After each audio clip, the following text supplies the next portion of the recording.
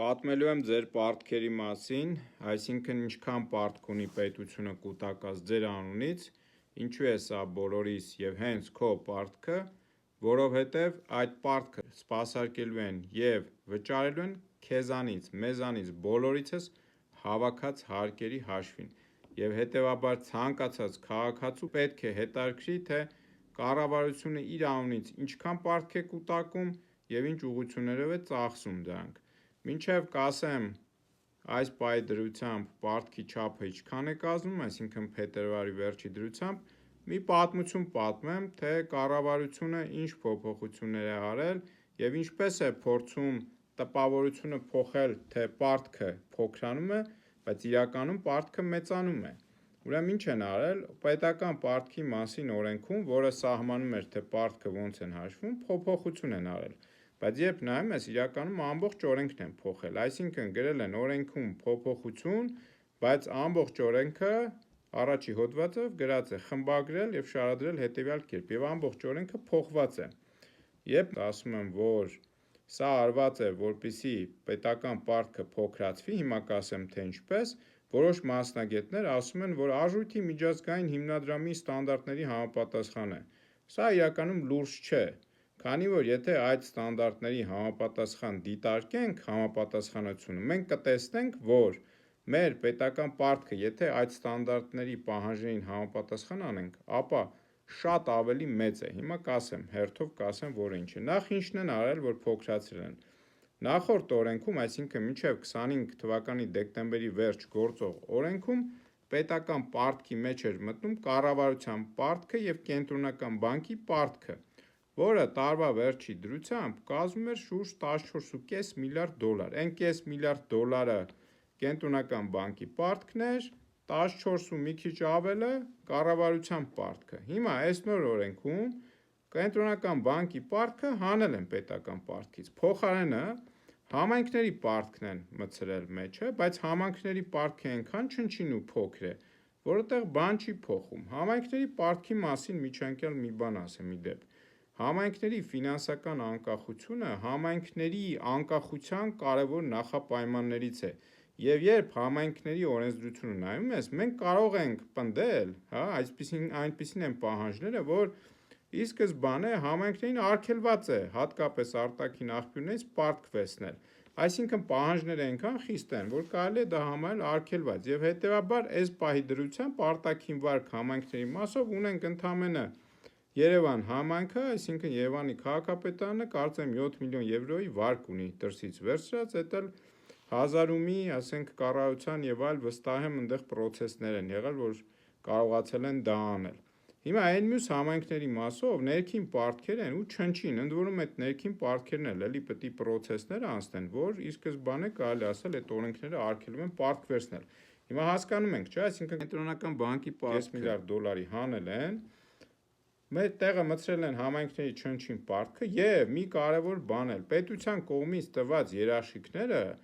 այլևս միանգամից պարտք չի դիտարկվում։ Օրինակ, նախորդիվ մինչև այս օրենքի փոփոխությունը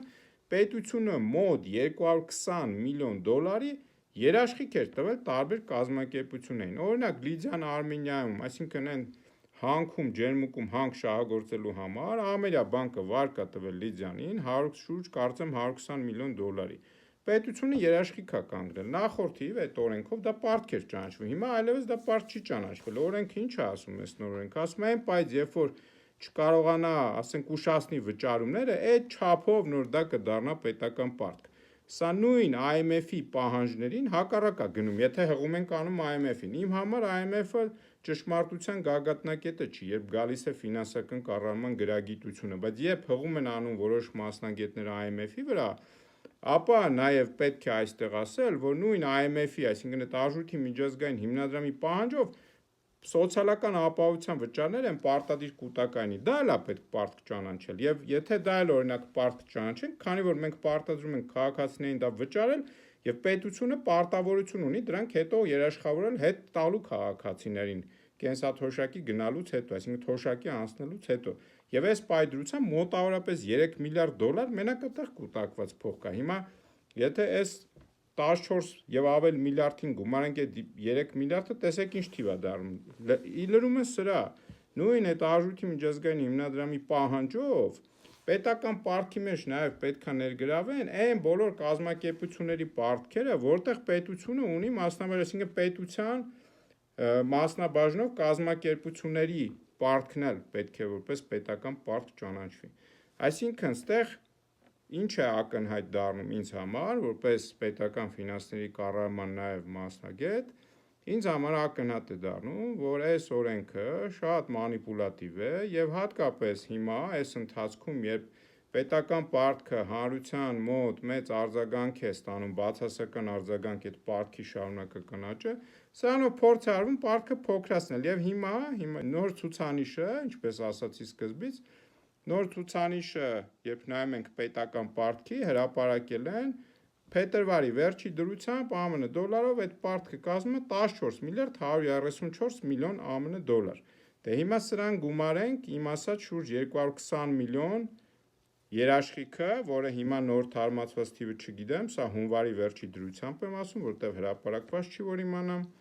220 միլիոն երաշխիք գումարենք սրան, կանի 14 միլիարդ 350 շուրջ միլիոն պարտքը, եթե գումարենք սրան էլ նաև կես միլիարդ կենտրոնական բանկի պարտքը, 14 միլիարդ 850 միլիոն ԱՄՆ դոլար պետական պարտքը, շուրջ 15 միլիարդ ԱՄՆ դոլար է Հայաստանի պետական պարտքը, բայց ինչպես արդեն ասացի, օրենքը փոխել են եւ հիմա հրապարակվում է պետական պարտքը ընդամենը 14 միլիարդ 135 միլիոն ԱՄՆ դոլար, այսպիսի բաներ, հայրենակիցներ, հետևեք իմ էջին եւ դες շարունակաբար կտեղեկացնեմ ճշմարտությունը, սա ձեր պետությունն է, սա ձեր փողերն են, բոլորիս փողերն են, բոլորիս պետությունն է եւ պարտավոր ենք հետևել, թե ինչ են անում, պարտավոր ենք պահանջել հաշվետվականություն, թափանցիկություն, թե մեր փողերի հետ, մեր սերունդների վրա, մեր վրա դրվող պարտքի հետ ինչ են անում, սա մեր քաղաքացիներից պարտավորությունն է, լավ երեկո բոլորիդ։